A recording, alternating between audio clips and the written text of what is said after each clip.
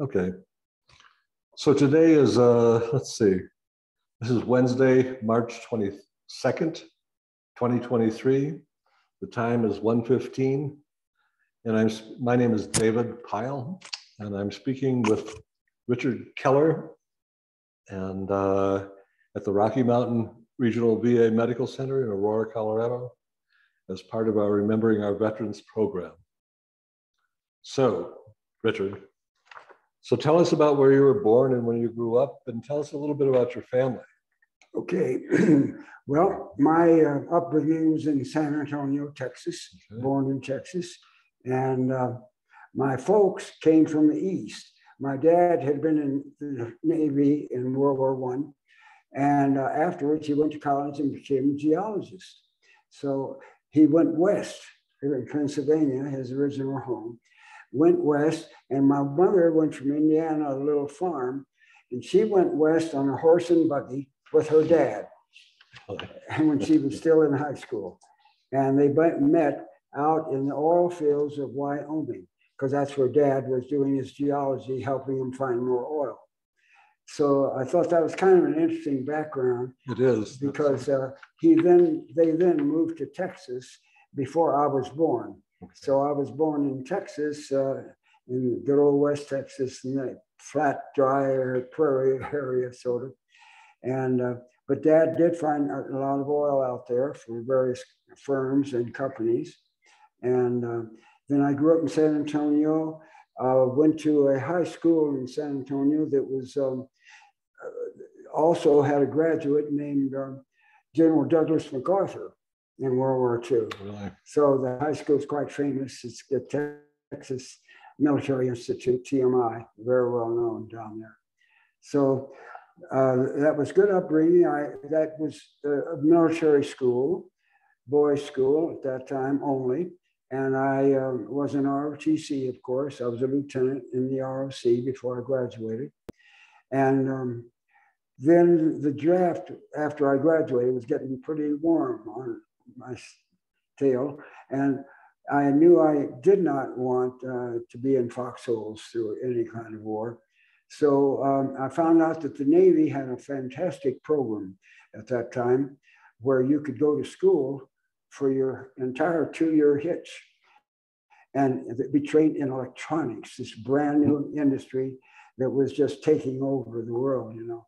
And because we had radar and radio and all these things, so that's what I had to learn, how to repair them and keep them in good shape for the pilots out in the Pacific in the Navy. So that's where I went to Corpus Christi, was my first assignment. But this is interesting, since I went in at the end of 1946, World War II had not officially ended yet. And President Truman finally determined that it was over in December of 1946 and officially ended World War II. So I was given credit for being in World War II, but I was in boot camp up in Great Lakes. Is that right? So you were just 18, that's perfect timing, huh? Yeah. Mm-hmm. But anyway, you definitely were able to make that claim as far as a World War II vet there. Yeah, it really was. It just barely got in that way. But the school was fantastic. It was so interesting. I love mathematics and I love engineering in general. And of course, that equipment was all top of the art at that time. For radar had been discovered just as World War II began. Oh. And you had radar which could spot things a lot far away and knows how far away they are, the planes. And it was, the school lasted almost the entire 2 years that I was in. But I was sent to Norfolk, Virginia, and I did have 2 months at the final end of it to actually work on the aircraft at the Naval Air Station there in Norfolk, which is a big one. Right. So that was my introduction to the service.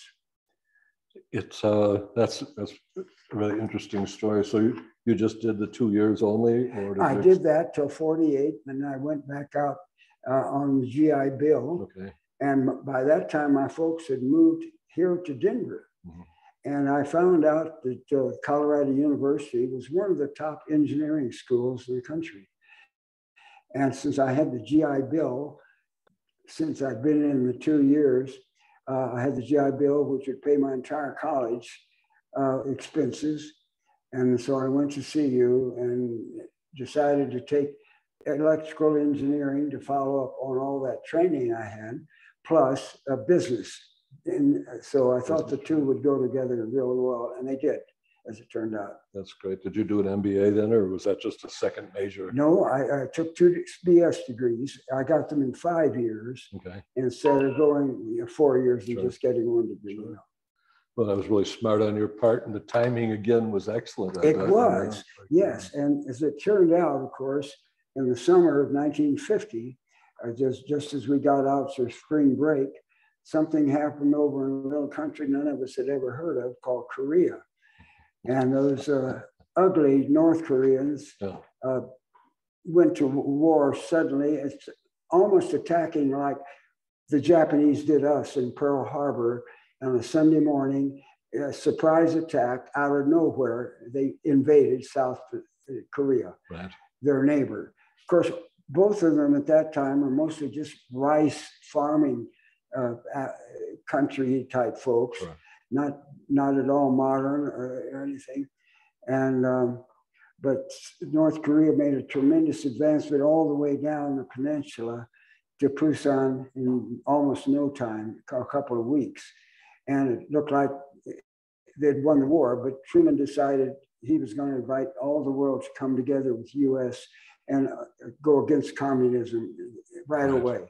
And so he poured everything he had into it. MacArthur at that time was the czar, you might say, of Japan, after still getting it recovered from the war in a wonderful way. He really built them up fast, and they became one of the greatest countries engineering-wise and business-wise in the world after the war. But he was immediately taken into the war here and took over the Korean assignment. And we invaded south in Busan and held that little beach hold at the very tip end of Korea. And then he did a fantastic, remarkable surrounding of Korea, going clear up to the north, and invaded almost at their capital and at the 49th parallel, where the two countries, of course, are separate. And he surrounded all those North Koreans who were in the south. And we were, because he invaded there at a very touchy time. The tides in that area are some of the greatest in the world, like 30, 40 feet, up and down, up and down. And he invaded his old fleet when it was up, and he could get on shore easily, and it wasn't all out in that mud, way out, far from the actual peninsula itself. And he made a very successful invasion. We were able to completely rehabilitate all of South Korea and start into North Korea. I'm sorry. All right. Yeah, I had to get rid of that. Yep. But, well, that's remarkable. So did you go to Korea then? Well, I was not, at that time, I was still enlisted. Mm-hmm. I was in the Navy. Here, after I went to school here, mm-hmm. I went into the Naval Air Reserve, which was out at Buckley Field, just east of town. And we went there one weekend every month. And of course, 2 weeks in the summer, we went on real active duty elsewhere. We were from other places and trained. But that was real good training. We kept right up to date with everything that was happening as a reservist. But we didn't realize that before that summer vacation had really started, Truman had already decided to call in all of our reserves, and we were one of them, and we were sent to San Diego Naval Air Station. Yeah. And our whole unit from Buckley was sent there. And I was there for a month or so when a very wonderful thing happened. I had applied for to go ahead and get my commission while I was in college, because after it had that much college, 2 years college now, I was eligible to apply for commission direct. And so that arrived while I was in San Diego. And they gave me a week off at home, Denver here. And then I was sent out to San Francisco and was sent to Hawaii on the Mars flying boat. At that time, it was one of the largest aircraft in the world. It was a Navy, it was called the Mars, and it took off and landed on the sea always. And I remember skipping along the waves there in the San Diego area. And well, this was San Francisco now, because I had been stationed at the center of the island there where they had a World's Fair. Treasure Island? Yeah. Yeah, mm-hmm. yeah. And we were held there until we had the trip to Mars was arranged, and a number of us were sent over. I was the only one from Denver who received a commission and immediately was sent out to the Pacific area. The rest stayed in San Diego, all the other enlisted that I was with. But so we landed in Pearl Harbor, and then we were taken out to Barbers Point Naval Air Station, which is the far western side of Oahu, west of the center of the island, and where sugar cane and pineapple was grown everywhere. It was a wonderful sight when we arrived. But that's where I was stationed in through the entire 2 years of my stay in the Korean War. And we were training the pilots that were going on west on the carriers, and night flying, which was really difficult. There you depend 100% on your instrumentation in order to get to your target and back at night and in all weather. In fact, the unit was known as the Pacific All-Weather Unit Training Pack, Pacific. So I then had about 30 men under my command who had the job of keeping all the jets and other aircraft. We still had propeller aircraft, quite a few at that time. And so my division, the electronics division, was to take care of all that equipment and make sure it's in top order so the pilots would know where they were and where they were headed at all times. Sounds like there's some really interesting duty, you know? It was extremely interesting. Yeah. And of course, it was a wonderful place to be. I never would have thought I would be sent to a paradise. No, exactly, sure. Well, between California, San Diego, and San Francisco, and then Hawaii, it's like pretty damn good duty. It couldn't be better. Absolutely. Made lots of friends out there in town, in the church, and became quite a member there in town in Honolulu and at all the beaches. And it was tremendous. I was on the swimming team in the Navy there too. Really? Yeah, that's great. So what is your most vivid or fond memory of your experience while you're in the Navy? Well, talking about a vivid experience, I was there when the volcano went off on the Big Island. Really? For the first time in many years. It's gone several times since then. It's Kauai, and it's one of two volcano mountains that formed the island, the Big Island of Hawaii. And when it went off, my roommate and I, he was a pilot, and so we got permission to fly over and see it from the air. And I had my movie camera and I took pictures of the volcano just directly under us. And it was a fantastic experience. You talk about exciting. I'll bet. So you have a strong interest then in like film? Oh, yes, since I was a little boy. Yeah. At that time, I was interested in photography from the time I went to the World's Fair in New York. That was before I was even in high school. I was 11 years old in the 1939 World's Fair. And they said that the name of the fair was the World of Tomorrow. And I thought, as a little kid, 11 years old, I want to see what it's going to be like. I've got to go there. And I implored my parents to go. There was no way they could afford it. At that time, everybody was really living at the bottom heap. Sure. You could barely feed your family. Depression. And but I had gotten a job when I was 9 years old. So that was my first job. And I had been real successful at that. And so I was able to earn enough money to pay for my train ticket all the way to New York and back again. I had plenty saved up for that. So I said, well, I'll do it alone. My folks approved. At the age of 9 or 10? At the age of 9. Wow, that's incredible. That was a different era. No, safe era. Everybody left their doors open at home. Sure. You didn't have what you do today. Right. But fortunately, the folks, of course, went down in the train station when it was ready to leave and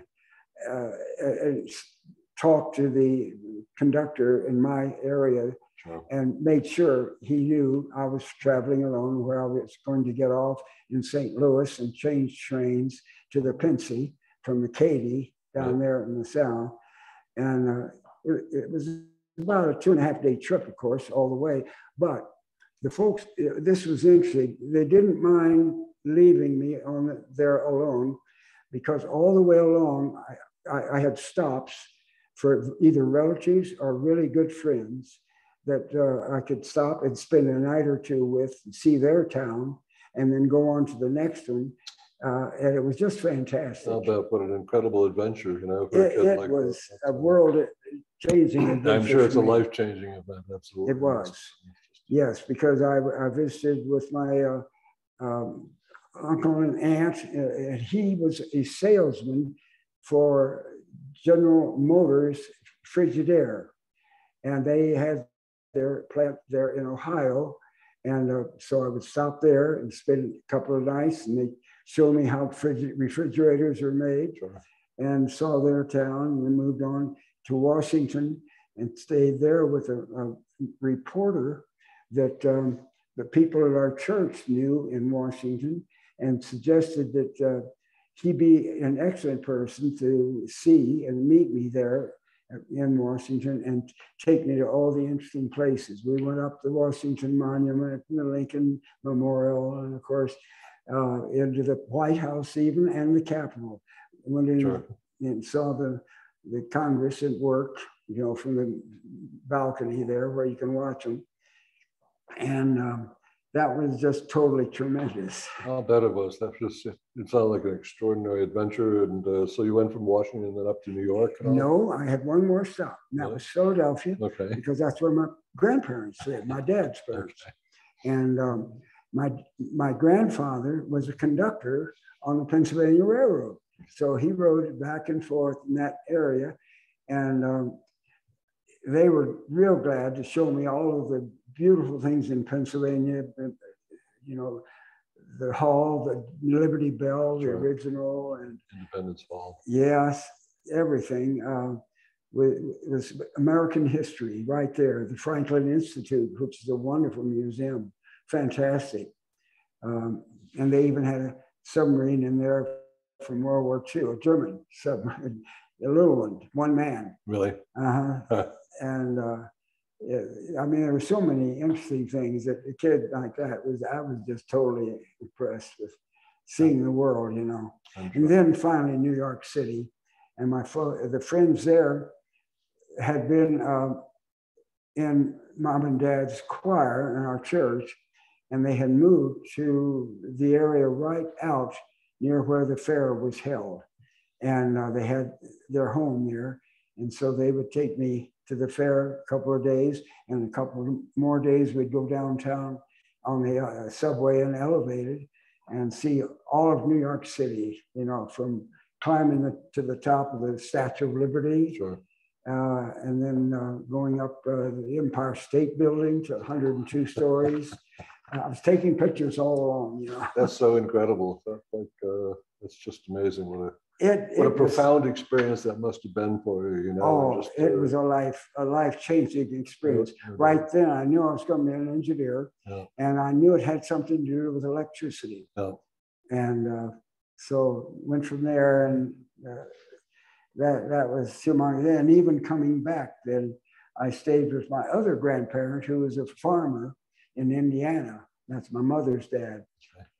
And so that was a stop on the way back too. So coming and going, it was chopped up into little sections, but each one had a wonderful stop over.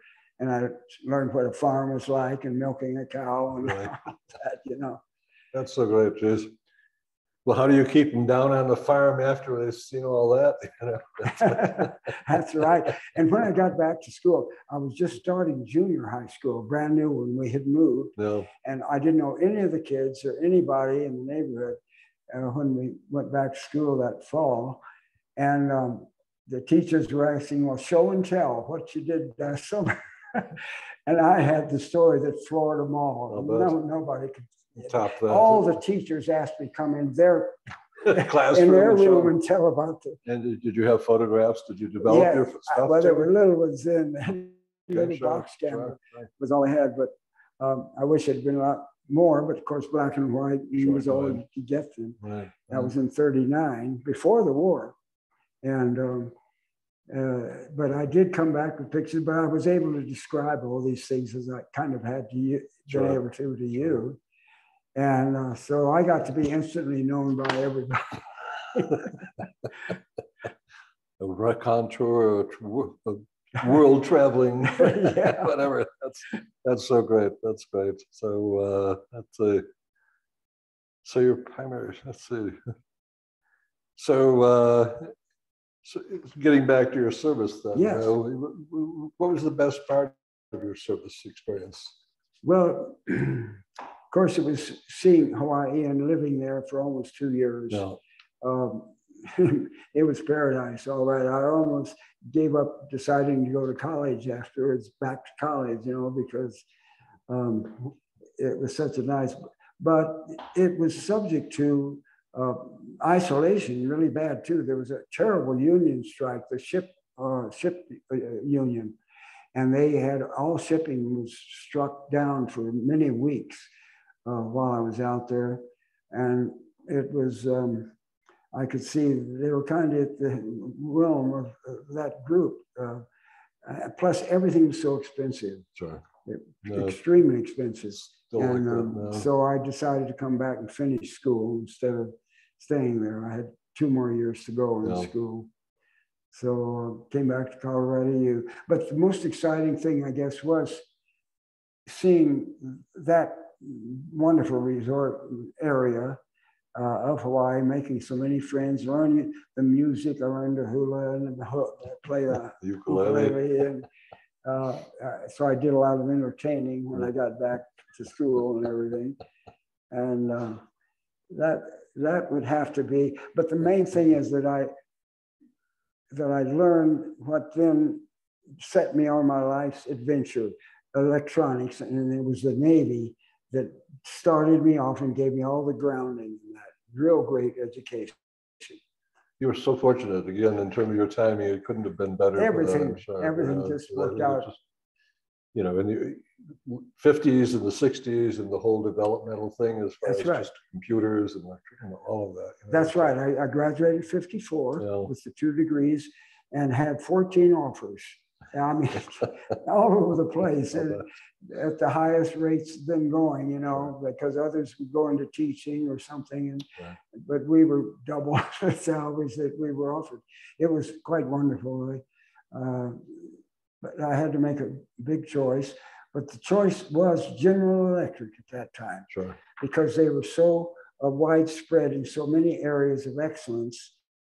Of course, they've been started actually by Edison. Tom Edison had started the company, and it was one of the top companies, and I really enjoyed the program. For 1 year, they sent me to 4 different places for 3 months each of completely different operations within the company to choose which one I would prefer to follow up and be in. And of course, the others were good. They had to do with defense and all of that, some of them. And one of them with cameras, developing meters, electric meters that would control your opening on your lens, aperture. Yeah. And all that would be automatic. I had to do all that, by hand all the time. I was making movies in Hawaii and flying over volcanoes, filming movies then, and in color. And so it was a great way to see different areas that might be of interest. But the last one was by far the best, Electronics Park up in Syracuse, New York. And of course, they were just then, they'd been making televisions and record players and that sort of thing. But then they had a whole division of it, was starting to develop the Bell. Well, they had invented the transistor, but GE and Texas Instruments are two of those that really quickly got into the transistor building stage. And I helped then in the first transistor handbook, I helped write it. Is that right? And publish it for engineers to be using the new transistors, these little tiny things that look like a top hat with 3 wires. No, I remember those things as well, Von Neumann, I think was his name, wasn't he, who developed? He was one of them who developed the, I was at the University of Illinois. Oh. I wasn't in the electrical engineering. I was in what was called the biocomputer lab, but they were attached to the electrical engineering. Oh, yes. So I knew about the history of that whole thing. And of course, anyway, how that all took off from there. Again, the timing was incredible. It was. In fact, it was so incredible at that time, they were planning on building a transistor facility only out here in Colorado Springs. Right. And I said, I'm going to get back to Colorado, where I love. And, but it didn't happen. We had a little the economy went to pot for about a year there, and they had to cancel all the plans for a new plant in Colorado Springs. And so they never did go really far into transistors, certainly not into ICs and this sort of thing, where you had thousands of transistors in a little head of a pin. Right. That was carried, but it just developed from such a small beginning until now it's just governing the world. You couldn't do without them. No, it's true. That's true. It's amazing what has happened in the last 50 years. It is. The 20th century was just the most fantastic time, I think, of all history, of all human history to have lived. It's true in terms of the exponential growth there, I think. Absolutely. Just an explosion. Everything, Just like my mother going west saying horse and buggy. That's for all those thousands of years. I know. Horses and camels were the only way to get around other than walking. You've seen some utterly amazing changes over the course of your life, I'm sure, Yeah. What year were you born? 1928. Okay. Well, just before the Depression. Yeah, no, just exactly. Months before the Depression. Perfect time. Yeah, my folks said, "Boy, you are really a loud little kid. You caused that depression." That's funny. Going back to your service for a moment, they Yes. want to know about your end of service, and were you awarded any medals or citations for your service? Really, I didn't, because I didn't get into any actual warring area. No. I was in the Pacific Theater, Sure. and in the others was Continental when I was in Norfolk, so I didn't go to Europe. Well, it's great that you had that enlisted experience, and then you were able to get commissioned. Yes. Did you come out as a lieutenant JG? Yeah, I came out as ensign first, then the JG, Right. and then just before my 2 years were up in Korea, I got, of course, to full lieutenant. So. And I kept that as I went to GE. Through there, I was able to go to reserve units back east in Boston and so on the weekends and keep it up. But by that time, it was getting pretty hard to work in the weekends and in the summer time. And so they offered me, if I wanted it, since I was transferring around so much with GE at that time, to take an early go ahead and resign, you know, resignation. Sure. And I didn't resign. I got an actual retirement. Is that right? How many years did you have then? As far as, yeah, it's called early retirement without pay later. But right. I did have the use of the ID, so I could go on any base. Sure. And afterwards, I took many flights around the world. Really? Space available, SA, and that was fantastic too. Well, so you've done did you spend your career then with GE? No, I didn't. My roommate called up. You remember there was a little thing that looked, it kind of blinked in the sky that went up in, I guess it was November of 1957. And Sputnik. Right. It changed the world. And interesting, you know, my buddy and roommate when I was at Boulder was a man named Harry Stein, young fella, who then went to work down in New Mexico at the Sands and did a lot of work down there. He was a physicist, not an engineer, but a really sharp guy.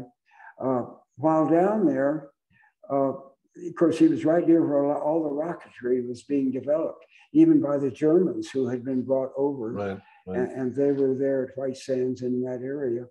So he got together with some of the youth groups to develop model rockets that would be actually scale models of the actual rockets they were sending up down there. Sure. And so Harry knew I was at GE.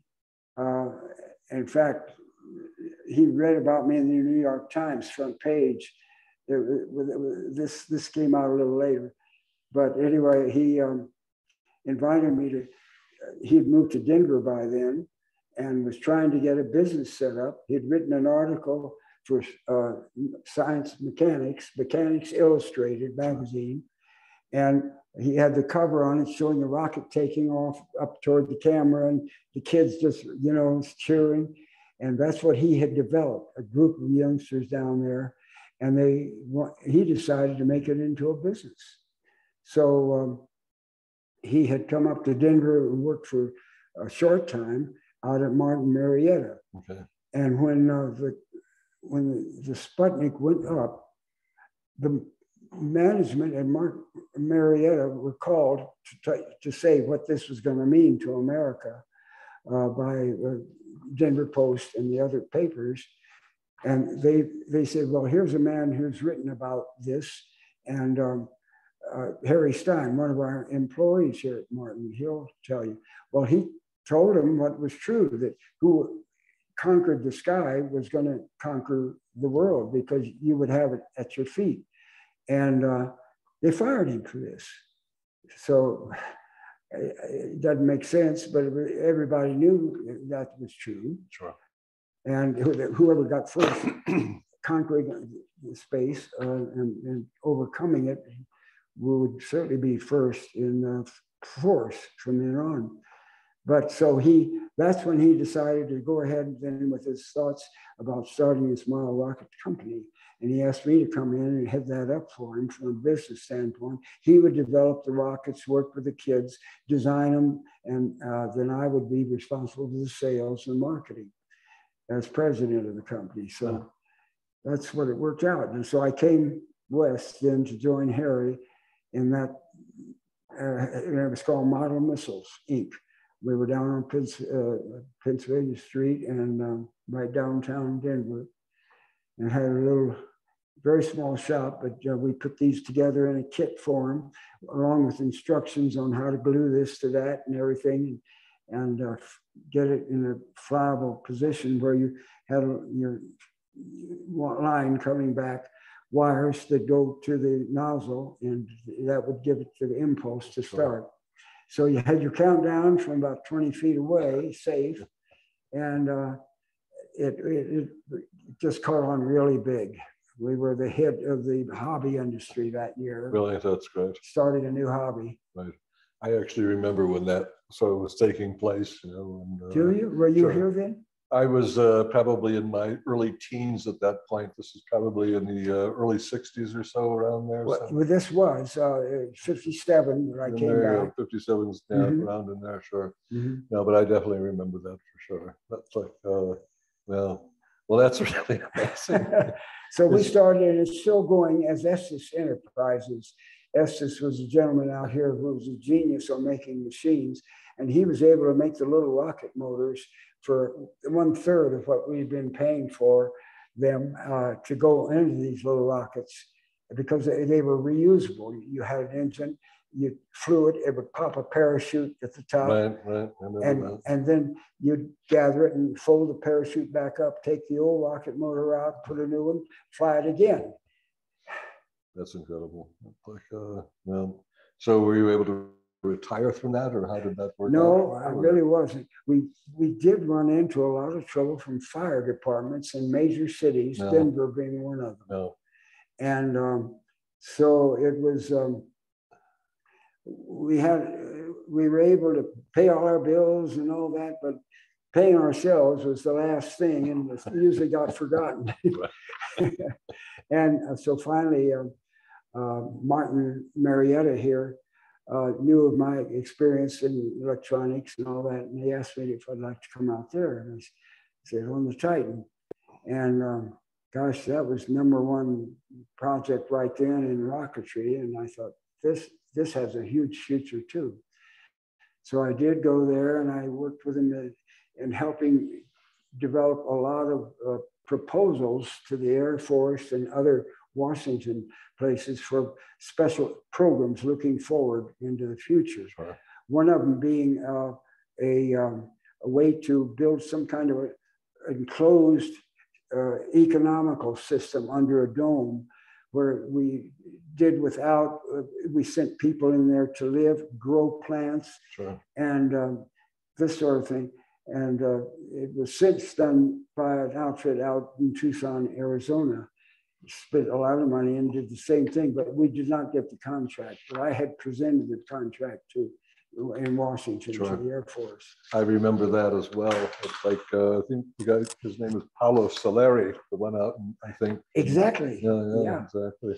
Like, anyway, but it was an incredible idea. So the biosphere and all that. I know, that's what it was. No, exactly. I remember that. You had a really remarkably interesting life there. Oh, it could have been more interesting. Well, let's see. It's like, so some of these questions are pretty obvious, but it's like, so how did or does the military experience that you had affect your life? I would say pretty profoundly. It's pretty obvious that we've sort of covered that already, I think. Yes. It's like, so what do you wish that more people knew about veterans or military service? What are your thoughts about that? I thought it was a wonderful way to get a forward look from just a high school graduate. There's such a huge world out there, and what are you going to go into? What are you going to do? And it helped me, of course, starting the World's Fair, which headed me into electronics for the future, or at least science. And then the electronics background in the Navy, and then school, and then following up here at Martin Marietta. And then from there, I actually was invited back east to go with IBM. And so I began marketing IBM 360s, which filled a room bigger than this and had less power than our cell phone does now. But it was a beginning. Again, what a remarkable progression your life has been in those ways. Yes. That's really amazing. No, I remember those days too. That is tremendous. We are in the same generation. And you see why I say this. I can't imagine being a human being and living in a more exciting time in all of history than the 20th century, because so much happened. Lights and cars and non-existent trains had existed, and steam engines for ships. Sure. That had been a good advantage back in the previous century. Right. But that was all that we had to get around with and communicate with. And here all of a sudden, we can communicate with someone around the world in one instant on your cell and phone. see them Sure. as well now. I mean, it all has just compounded. Every little invention became something huge and built whole industries and a whole different world.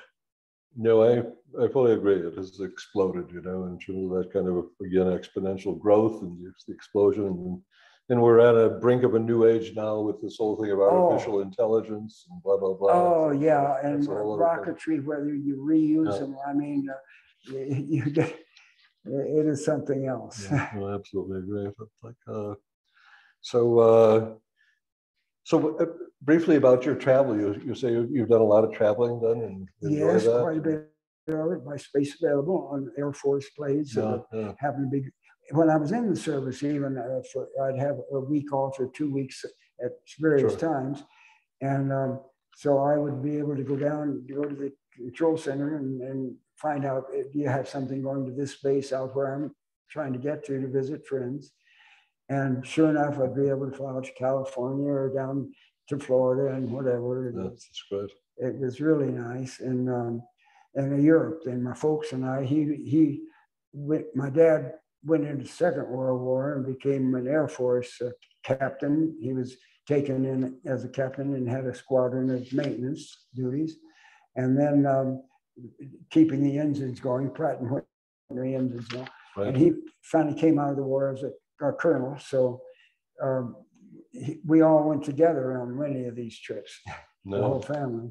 Yeah, that's so great. That's remarkable.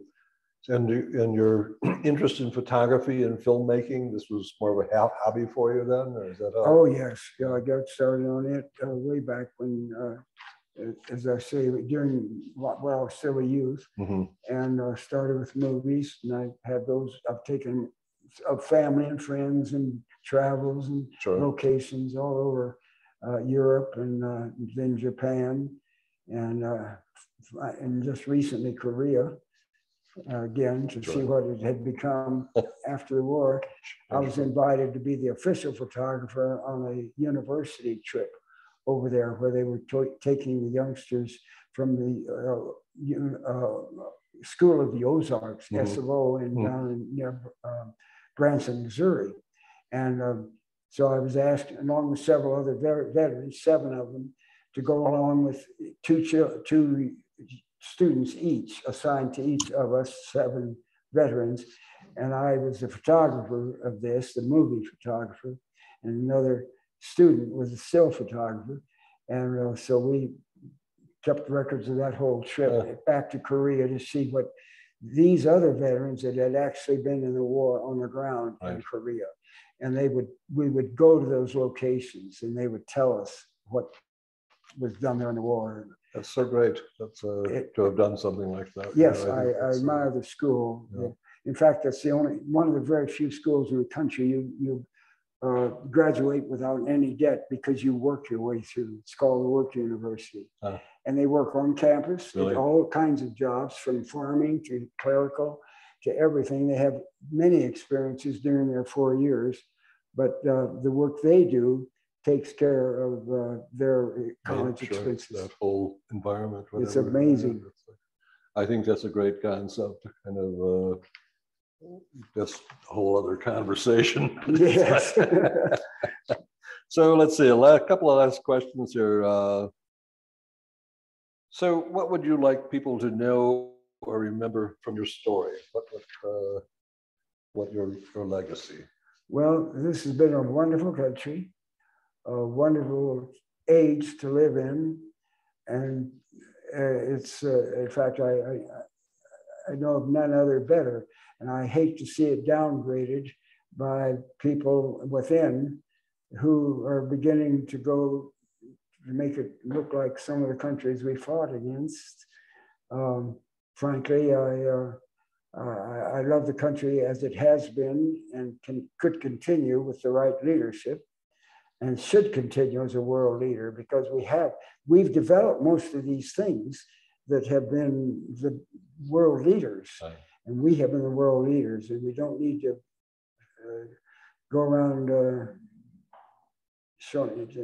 making us though we're a third-rate country in any way. We should follow up on that greatness and keep it going.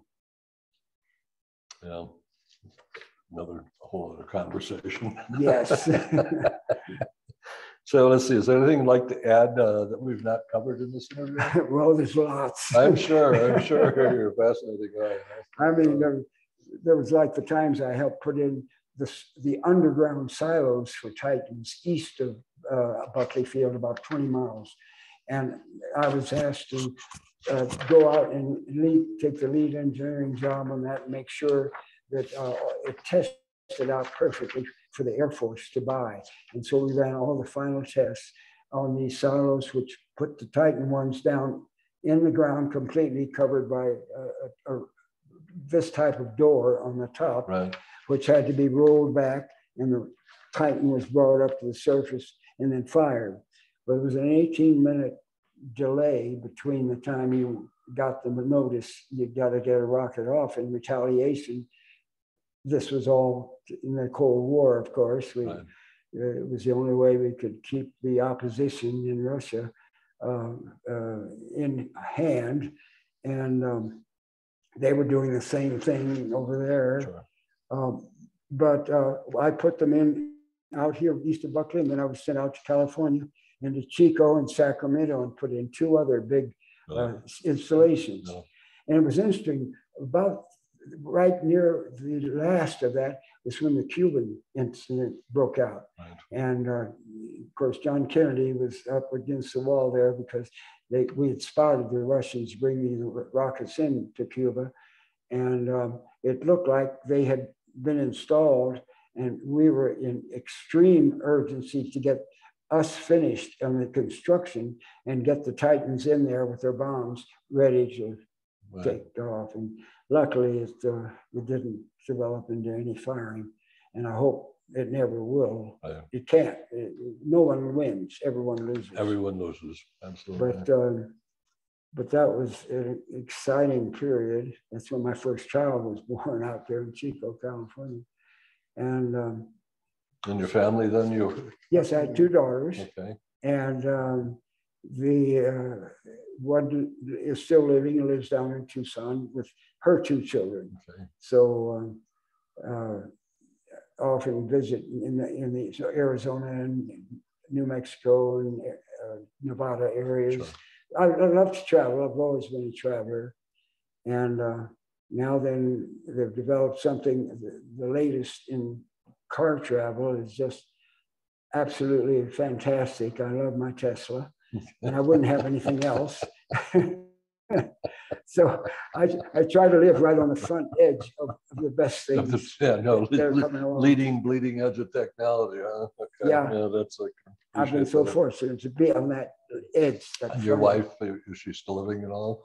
Your wife? Yes. Well, this is my 3rd wife. The 3rd wife. Lost 2, and she had lost 2 husbands. Okay. So it turned out that we had a lawyer expert who knew us both. We were clients, but that's how we met, because he said, she was talking to me, would you like to have somebody to enjoy your wonderful life with? Because my last one was gone. And I didn't want to look forward to the future, to enjoy all these things yourself. That's no fun. No. It's when you share with people. No. And particularly a family, where you could take them and all enjoy the same travels and the same experiences. And so I'm looking forward now to go down to Boca Chica in Texas and hopefully see one of the SpaceX launches pretty soon. And I just can't believe what one man is able to do with his mind in so many fields right now. But the man who developed the rocket that would come back and land and be reusable, we could do that on rockets, little models. Yeah, but whoever believed it could be done on a real live, full-size rocket? And it couldn't be. But one brain worked it out and had it happen. Elon Musk, the absolute ascendant brain of all times. And a personality too, because everything he does is for the good of humanity. He doesn't care one thing about money. He lives in a little $50,000 house now, in Boca Chica. Yeah. He had $1 million homes, but he decided that wasn't for him. Right. He's not for the money. And now he gets the money because he developed so many wonderful things. Well, that's another conversation as well. We might talk about Twitter, whatever. As far everything he does. I'm kidding about that. Well, Twitter, I think he's going to remake that, and a fantastic thing, just as he has the field of rocketry and automotive. Yeah, well, let's hope so. Like, he can do it.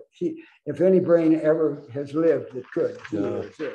Well, it's true. There's a kind of a genius there, absolutely. Like, so I think we've probably covered here pretty much. It's like yeah. How's our time? I have a 2 o'clock appointment. And I think your timing is probably just. I better take off. You better get out, sir. It's been a pleasure. Thank you, David. I'm glad we're meeting you, and I hope it's each other. Yeah, well, I'm glad to share my life because it's too good not to share. You're a fascinating individual, sir. It's an honor to meet you. I appreciate it. Thank you. And good. So good to see all of you too, wherever you are in the future. Okay, so that's it for today. I think signing off.